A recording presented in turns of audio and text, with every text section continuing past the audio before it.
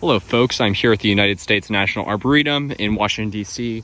and I wanted to share with you a very beautiful tree, one of my favorite species out there, and the state tree of California.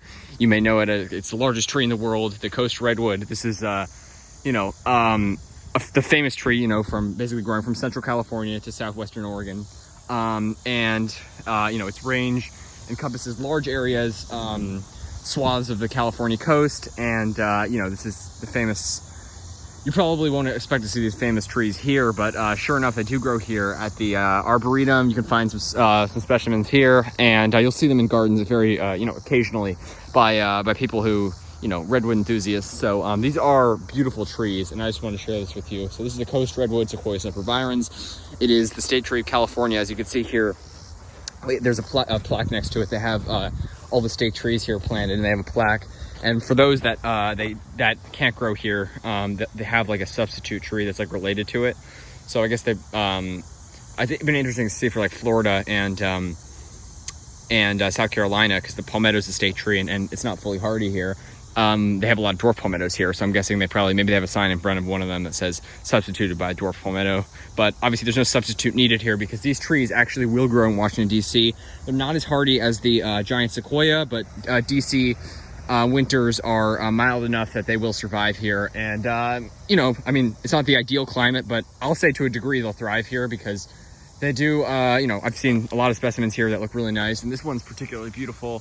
It's really huge, and it's got this sort of cork-like bark that's sort of, soft. It has a little bit of give to it when you push it. And here's the younger one here. This is a beautiful coast redwood, and you can see the very reddish bark, obviously giving it the name.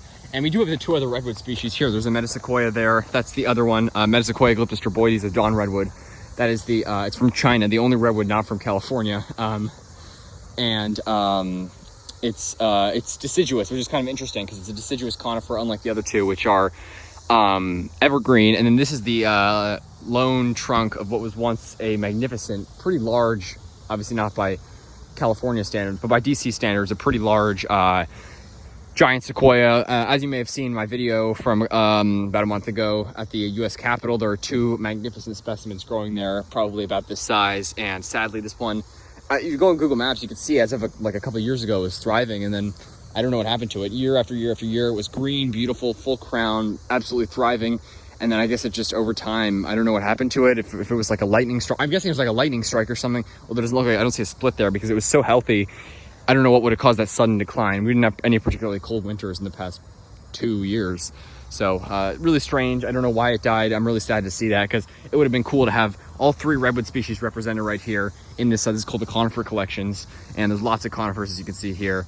And it also would have been cool to have the two California state trees and the two California redwoods right next to each other.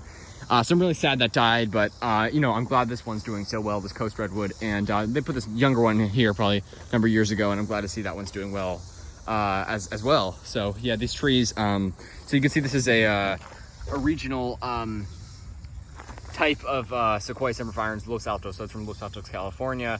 And the reason that's important is, I guess Los Altos is, I don't know exactly where that is, but depending on where in its range it is, these trees might be more drought tolerant towards the southern end of the range, more cold tolerant towards the northern end of the range. So regional variants or ecotypes are very important to note, just because, these can tell a lot, and especially with like trees that are marginally hardy here. This is not marginally hardy here, this is a fully hardy tree, but with trees that are marginally hardy, and maybe with like palms sometimes, those ecotypes from the colder locations really can make all the difference in whether a tree survives. So they just labeled it here Los Altos because that's where it's from, and you can see they always have the state plaques next to the state trees. So coast redwoods, Sequoia sempervirens.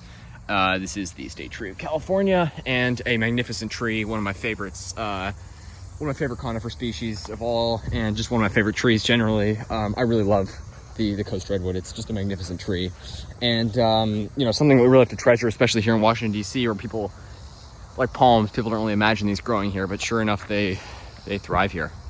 It's a beautiful specimen, and it's doing well, and I expect it to be here for some time to come.